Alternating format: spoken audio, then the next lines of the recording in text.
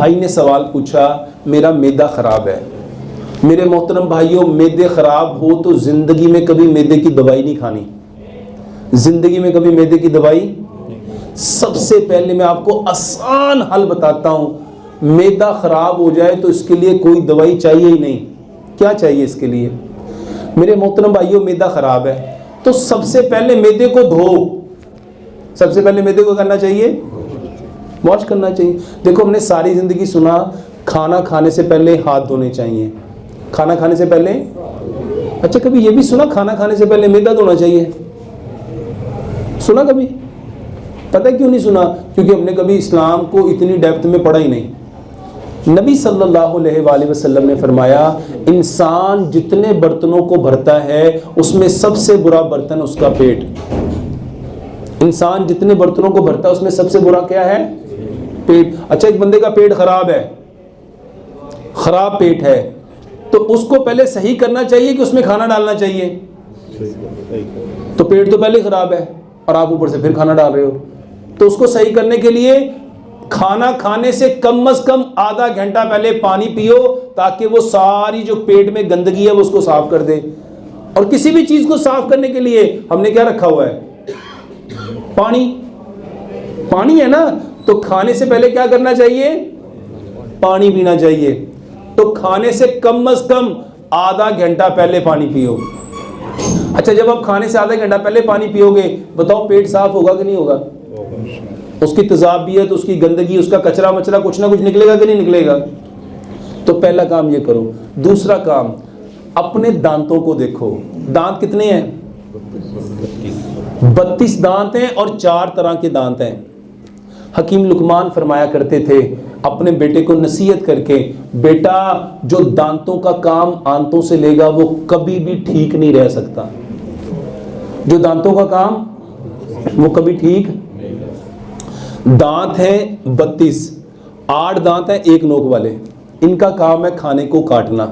तो सबसे पहले खाने को अच्छी तरह काटो, खाने को अच्छी तरह। दूसरे 8 दांत हैं, यह है 2 नोक वाले। पहले 8 दांत कितनी नोक वाले हैं? एक नोक वाले का काम है काटना, 2 नोक वाले का काम है फाड़ना। तो खाने को अच्छी तरह फाड़ो। और 8 दांत है 3 नोक वाले, इसका काम है खाने को चीरना। और 8 दांत है 4 नोक वाले, इसका काम है खाने को पीसना। तो दांतों का काम क्या हुआ? खाने को काटना, फाड़ना, चीरना, पीसना। मेरे मोहतरम भाइयों, ये कब होना था? जब खाना बार बार दांतों के नीचे आता। एक लुकमे को 32 बार चबाओ। एक लुकमे को, भाई साहब, जो बंदा एक लुकमे को 32 बार चबाएगा, बताओ उसका खाना क्या बन जाएगा? अच्छा, हमारी बदकिस्मती है, हर बंदा पता ही कहता है, ओ डॉक्टर साहब हम तो खाना इतनी तेजी से खाते हैं। अच्छा, जरा कुरान से जानो, तेजी का काम किसका है? तेजी का काम किसका है? तेजी का काम किसका है? और खाने के वक्त हम सब कौन होते हैं? और फिर कहते पेट खराब हो गया। एक लुकमे को जो 32 बार चबाएगा, अच्छा 32 बार चबाने की नौबत नहीं आती। हमने कई बार एक्सपेरिमेंट कराया है। हम लोगों को कहते हैं भाई साहब जिसका पेट खराब है, कहते हैं मुझे जिंदगी में कभी खाना हजम नहीं हुआ। हम कहते हैं खाना भी लाओ, आप भी आ जाओ। और मेरे पास अल्हम्दुलिल्लाह सुम्मा अल्हम्दुलिल्लाह, मेरे पास लोग आके बैठ के बकायदा खाना खा के वो बताते हैं। मैं उनको प्रैक्टिकली बताता हूँ, ये नवाला है, इसको चबाओ और देखो 32 दफ़ा चबा के क्या बनता है। 32 बार जो खाना चबाएगा, बताओ उसका खाना क्या बन जाएगा? उसका पेट कभी खराब हो सकता है? पहला काम तो ये करो। और खाना खाने के 1.5 से 2 घंटे बाद पानी पियो, ये पहला काम। दूसरा काम, खाने के औकात क्या हैं? खाने का सबसे बेहतरीन वक्त जो अल्लाह ने बताया है कौन सा है? वो है सुबह का। कौन सा है? सुबह के वक्त में बरकत है। सुबह के वक्त में और मगरिब के बाद क्या खोल दिए जाते हैं? शैतान। और हमारा खाने का सबसे बेहतरीन वक्त कौन सा होता है? हम सबसे अच्छा खाना कब खाते हैं? कब खाते हैं? अब आप ना यूरोप के अकॉर्डिंग आ जाओ। जर्मन की कहावत है, breakfast same like king. Breakfast किसकी तरह लेना चाहिए? बादशाहों की तरह। और लंच सेम लाइक प्रिंस और डिनर सेम लाइक बेगर। अच्छा, पंजाब का कल्चर क्या था? लोग सिरी पाई कब खाते थे? बॉम कब खाते थे? निहारी कब खाते थे? मगज कब खाते थे? खद कब खाते थे? पराठे कब खाते थे? लस्सी कब लेते थे? और मेरे मोहतरम भाइयों, मैं आपको दुनिया की सबसे जो बिल्कुल यूं समझ लो वो खुराक जो आपको सबसे ज्यादा बीमार करती है, वो है डबल रोटी, वो है। और माशाल्लाह यहाँ पे सारे बड़े फख्र से कहते हैं हम तो स्लाइस और अंडा लेते हैं, और कितने अपने आप को एजुकेटेड समझते हैं। वो एजुकेटेड स्टूपिड हैं। अच्छा, डबल रोटी में जो पढ़े लिखे लोग हैं ना, वो जानते हैं इसमें आर्टिफिशियल बैक्टीरिया पैदा किए जाते हैं, और जब ये डबल रोटियां खराब हो जाती है ना, फंगस लग जाती है, उससे दूसरी चीज इससे पैदा की जाती है, बनाई जाती है, जिसको कहते हैं रस। जिसको क्या कहते हैं? डबल रोटी जो गल सड़ जाती है।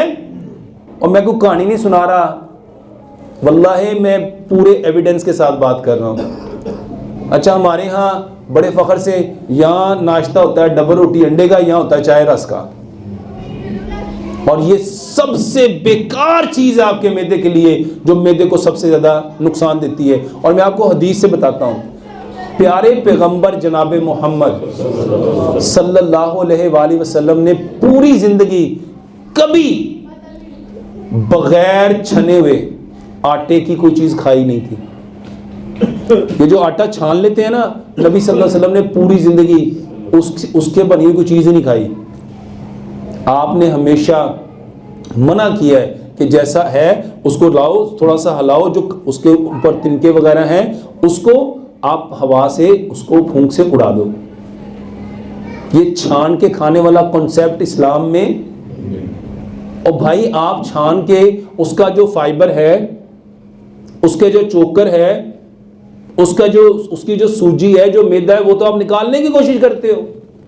तो उसके जो नेचुरल इंग्रेडिएंट्स हैं, जब आप वो निकाल दोगे तो वो खाना आपको ताकत देगा, मैदे को हेल्दी करेगा, खराब करेगा। तो मेरे मोहतरम भाइयों, आटा पत्थर की चक्की का पिसा हुआ लो, ये लोहे की चक्कियाँ, चाइना की चक्कियाँ, स्टील की चक्कियाँ, ब्लेड की चक्कियाँ, पत्थरों वाली चक्कियाँ, इसको साइंटिफिकली समझो। पत्थर की चक्की पे आटा यूं पिसता है, और बाकी जितनी चक्कियाँ उस पर आटा यूं कटता है। उस मोटर का आरपीएम इतना तेज होता है कि वो आटे के सारे नेचुरल इंग्रेडिएंट्स को बर्न कर देता है। चोकर भी जल गया, सूजी भी जल गई, मैदा भी जल गया, फाइबर भी जल गया। बताओ पीछे बचेगा क्या? वो बचेगा ब्लड प्रेशर जो आप लोगों को है। ये जला हुआ भूस जब आप लोग खाओगे, आटा किस लिए खाना था? जले हुए भूस के लिए कि ताकत के लिए? तो यहां क्या मिल रहा है? यहां तो वजन ही मिलेगा। पत्थर की चक्की का आटा खाओ और सिर्फ 40 दिन खा के देख लो, अगर कभी कब्ज हो जाए, कभी ब्लड प्रेशर हो जाए, कभी कोलेस्ट्रॉल बढ़ जाए, कभी आपको ये बवासीर हो जाए, कोई दवाई तो नहीं बता रहा। मेरे मोहतरम भाइयों, वो आटा जो रब ने आपके लिए पैदा किया था, बदकिस्मती से आपने वो आटा ले आया जो चाइना की चक्कियों में आता है, और आप लोग इनको समझ रहे हो कि ये आपके खैर खां हैं। तो आटा पत्थर की चक्की का खाओ। 4 बातें आपको बताई। खाना खाने से आधा घंटा पहले पानी पियो, 1.5 घंटा बाद पानी पियो, और एक लुकमे को 32 बार चबाओ। सुबह का खाना पेट भर के खाओ 60%, दोपहर का खाना 30%, शाम का खाना 10%। इसके बाद आपको बताया कि आप आटा पत्थर की चक्की का लेके आओ, और अगर एक काम कर लो, सिर्फ अपना खाना मिट्टी के बर्तन में पकाओ। खाना किस में पकाना है? अच्छा, मिट्टी के बर्तन में क्यों पकाना है? मिट्टी के बर्तन में खाना पकता है, और silver, steel, non stick, Teflon, pressure cooker में खाना गलता है। कभी कॉन्सेप्ट देखा गला हुआ और पका हुआ? एक सेब है पका हुआ, एक सेब है गला हुआ, कौन सा खाएंगे? अच्छा, एक शख्स सुबह भी, दोपहर भी, शाम भी गले हुए 2-2 सेब खाता है, और एक बंदा दिन में सिर्फ एक पका हुआ सेब खाता है। सेहत किसकी अच्छी होगी? अच्छा, वो तो 6 खा रहा है। वो क्या है? तो खाना कौन सा खाना चाहिए था? तो खाते कौन सा हो? अल्लाह ताला कुरान में फरमाते हैं, तुम पे जितनी बीमारियां आती हैं, मुसीबतें आती हैं, परेशानियां आती हैं, बिमा कसबत ऐदिहिम, आई दिन नास, ये तुम्हारे इंसानों के हाथों की कमाई है। जितनी बीमारियां वो इंसानों के, वो आटा कौन लेके आता है? यही हाथ लेके आते हैं। तो मेरे मोहतरम भाइयों, अच्छा बताओ मैदा खराब होगा? अच्छा मैंने कहानी सुनाई है कि हकीकत में मबनी बातें हैं। और एक दवाई जो मैं हर बंदे को कहता हूं खाओ, और अल्हम्दुलिल्लाह कई लाख ने, कई करोड़ों ने शुरू कर दी, और ये वो दवाई है जिसके बारे में अल्लाह ताला ने जिब्रील अमीन को बताया, और जिब्रील अमीन ने प्यारे पैगंबर जनाब मोहम्मद सल्लल्लाहु अलैहि वसल्लम को बताया। वो है काला दाना। कलवंजी वो काला दाना है जिसमें मौत के सिवा हर बीमारी की शिफा है। और हमारी बदकिस्मती ये है, हमारे यहाँ पे लोगों के दिमाग इतने उलझे हुए हैं, कहते हो ये तो बड़ी गर्म होंगी हुई ना, खाई आग हैगी वो आग। अच्छा प्यारे पैगंबर जनाब मोहम्मद सल्लल्लाहु अलैहि वसल्लम क्या फरमा रहे हैं? इसमें क्या है? मौत के सिवा। और यहाँ माशाल्लाह अक्लमंद इंसान क्या फरमा रहा है? अच्छा किसकी बात सच्ची है? अच्छा हम किसकी बात को मानते हैं? हम मानते हो ना ना, मैं तुम मना किया सी ना, वेख्या ही आग हैगी सी, तेने बड़ा कर करना। अच्छा क्या नबी सल्लल्लाहु अलैहि वसल्लम सिर्फ मक्के और मदीने के लिए आए थे कि यूनिवर्सल है? मेरे मोहतरम भाइयों, प्यारे पैगंबर जनाब मोहम्मद सल्लल्लाहु अलैहि वसल्लम रहमतल लिल आलमीन। तो कलवंजी, और दूसरी चीज है मेथी दाना। दूसरी क्या चीज है? मेथी दाना लेना है, मेथरे नहीं लेने। ये कलवंजी और मेथी दाना। मेरे मोहतरम भाइयों, अल्लाह का नाम लेके ये नियत रखो कि बताने वाले कौन है? प्यारे पैगंबर जनाबे मोहम्मद सल्लल्लाहु अलैहि वसल्लम। 100 ग्राम कलवंजी लो, 100 ग्राम मेथी दाना, दोनों को मिक्स कर लो। रात को 5 गिलास पानी लो, 3 चाय के चम्मच कलवंजी मेथी दाना डालो। मेरे मोहतरम भाइयों, जिसको शुगर है, जिसको कोलेस्ट्रॉल है, जिसको एसिडिटी है, जिसके इवन कैंसर है, कोई बीमारी है, सारे ही खाओ। कैसे? 100 ग्राम कलवंजी, 100 ग्राम मेथी दाना, 5 गिलास पानी, 3 चम्मच उसमें डाल दो। जिसको शुगर है वो गुड़ ना डाले, बाकी उसमें 3 चम्मच गुड़ मिलाए और 3 चम्मच उसमें लेमन मिलाए। उसको इतना पकाओ, इतना पकाओ, इतना पकाओ, इतना पकाओ, 5 गिलास पानी, 4 गिलास रह जाए। इसको मिट्टी के बर्तन में रख लो। अगर इसमें आपको तेजाबियत ज़्यादा है, आपको कब्ज़ ज़्यादा है, आपको बवासीर ज़्यादा है या फेस्चूला है, जिसके पेट ख़राब है, तो वो इसमें क्या करें? एक छोटा सा खीरा, एक छोटी सी गाजर, 2 इंच का टुकड़ा अदरक का, 2-3 टानियाँ सब्ज़ धनिया की, 2-3 टानियाँ पुदीने की, उसके अंदर डाल लें। इस पानी को सारी रात पड़ा रहने दो। 1.25 गिलास सुबह, 1.25 दोपहर, 1.25 शाम, खाने से आधा घंटा पहले अपने मैदे को इससे साफ़ करो। यकीन जानो, ये जोड़ों का दर्द, ये बवासीर, ये कब्ज़, ये गैस, ये गैंठिया, ये जिसको आप लोग कहते हो ब्लड प्रेशर, जिसको आप कहते हो कोलेस्ट्रॉल, जिसको आप लोग कहते हो कैंसर, सिर्फ 45 दिन ये पी के देख लो, फर्क ना पड़े तो फिर क्या ना। दूसरी चीज जिसके बारे में हजरत आयशा सदीका रज़ी अल्लाह तआला फरमाती हैं, हमारे यहाँ जब कोई बीमार होता था तलबीना चूल्हों पे चढ़ जाता था, तलबीना, और उस वक्त तक चूल्हे पे रहता था, या वो शख्स सेहतमंद हो जाता था या वो अल्लाह से मुलाकात कर लेता था। तलबीना किसे कहते हैं? जौ का दलिया, जौ का दलिया। मैं उसमें कुछ चीज़ें ऐड करने को कहता हूँ अपने इस इलाके के हिसाब से।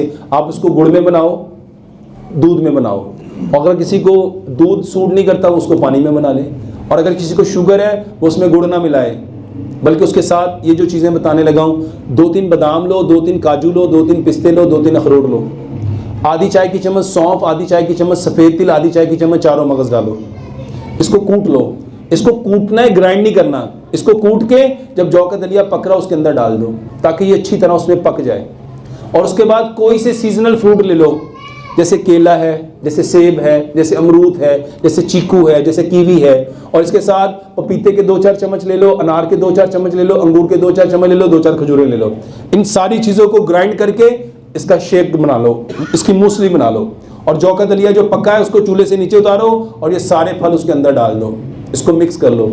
मेरे मोहतरम भाइयों, जितने लोग कहते हैं मुझे ये कमज़ोरी, ये कमज़ोरी, ये कमज़ोरी, ये कमज़ोरी, ये कमज़ोरी, सिर्फ ये तलबीना खाओ। कैसे खाना है इसको? मेरे मोहतरम भाइयों, पेट भर के नहीं खाना, क्योंकि प्यारे पैगंबर जनाब मोहम्मद सल्लल्लाहु अलैहि वसल्लम फरमाया करते थे, मोमिन एक आंत खाता है, मोमिन, और काफिर इसको कम से कम खाओ। और साइंस कहती है, बल्कि हकीम लुकमान की आपको एक बात बताता हूँ, हकीम लुकमान कहते हैं कम खाना इंसान खाता है, कम खाना और ज्यादा खाना इंसान को खाता है, ज्यादा खाना। और आज बताओ खाना किसको खा रहा है? क्या इंसान खाना खा रहा है या इंसान को खाना खा रहा है?